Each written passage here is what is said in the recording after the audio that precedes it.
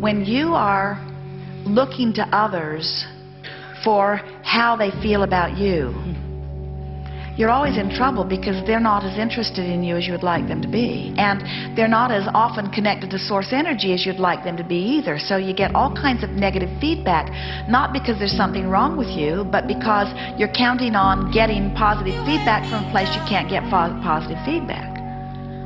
When you hear what we've been talking about here today, and we know this resonates with you, and you care really a lot about how you feel, now you're putting yourself in a very powerful place, because you're now able to evaluate the vibrational relationship between you and you. But when you're factoring in how that person feels and that person feels and how that person feels, you're trying to factor in something that you can't control at all, and it's no wonder you find yourself not feeling good. You see, when you first got into this physical body and your mother or someone held you as their object of attention while they were connected to source energy and they adored you, that feels so good. But then you're sort of holding them in a place where they can't be. You say, you have to stay in that place of appreciation, and you have to keep holding me as your object of attention. Well, first of all, they're not going to stay in that place of connection all the time. No one does, really. And they're not going to hold you as their only object of attention. So the thing that you've been counting on can't be. We say, there's nothing we want more for any of you than to hear you say and really mean it, I don't give a rip what anybody else thinks. I just want to be in connection with who I am, because when you're in connection with who you are, then you're of value to everyone who crosses your path.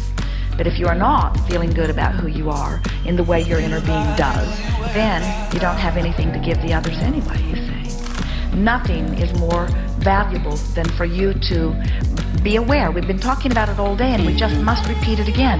That vibrational relationship between how I feel and how I really feel. In other words, that's everything. And so as you care so much about the way you feel, and the thing that we're wanting you to hear is, you're learning to dance with people. You're not trying to prove your worthiness. You're not in competition with any of them. You're trying to find ways that the best of who you are can co-create together, you see. And sometimes we think that what happens with you is that you feel competition because you're trying to prove your worthiness through your action or through your energy or through your mind. And there's no worthiness to prove, you see. So next time you find yourself feeling a little less than because your office mate is performing so powerfully, appreciate her and feel yourself return to your fullness. Appreciate her and appreciate yourself, and notice the rhythm that the two of you have got going.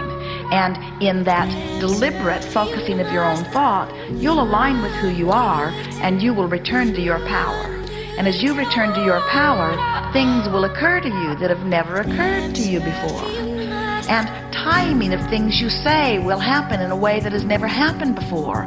There is no competition. It's not a competition about who's the smartest. It's a mutual co-creation about how can we make what we want to have happen in the most possible way, in the most practical way, in the most productive way, in the most joyous way, you see. And so, but all of you, you've sort of had that competition trained into you. And we think it's because instead of being aware of the vibrational relationship between where you are and who you really are, tending to how you feel, you've been using so many outside factors to determine the appropriateness of your action that sometimes you've lost your place along the way.